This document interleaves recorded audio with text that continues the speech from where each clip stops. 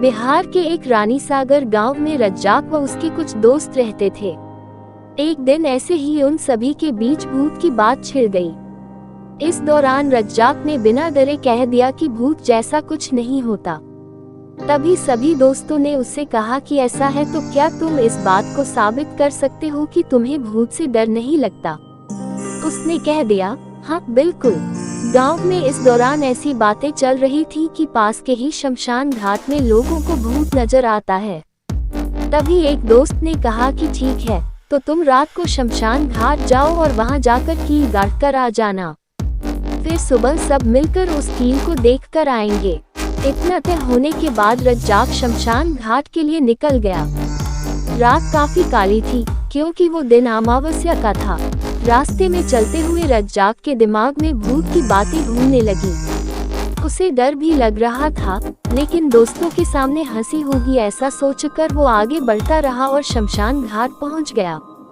वहां पहुंचते ही रज्जाक ने कील को गाड़ने के लिए जेब से हथौड़ी निकाली और कील को जमीन में धीरे धीरे गाड़ने लगा। शोर ज्यादा न करने के चक्कर में रज्जाक काफी आराम से कील गाड़ रहा था। कुछ देर बाद उसे लगा कि कोई उसका कुर्ता खींच रहा है। उसका पूरा शरीर ठंडा पड़ गया और वो बेहोश होकर नीचे गिर पड़ा। तभी रज्जाक का पीछा करते हुए शमशान पहुंचे उसके दोस्तों ने उसे उठाया और गांव लेकर आ गए। काफी देर तक जब रज्जाक को होश नहीं आया तो उस पर पानी के छींटे मारे। उतने में ही रज्जाक को होश आ गया और उसने बताया कि वो कील शमशान में गाड़ चुका था, लेकिन तभी कोई उसका कुर्ता खींचने लगा जिससे वो डर गया। दोस्तों ने रज्जाक को बताया कि कोई खींच रहा था।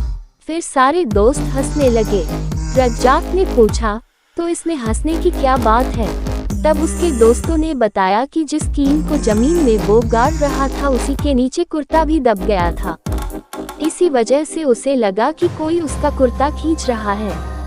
अपने डर की वजह से शर्मिंदा होते हुए रज्जाक ने अपने दोस्तों से माफी मांगी, लेकिन उसके सारे दोस्तों ने मिलकर उसकी हिम्मत की खूब तारीफ की।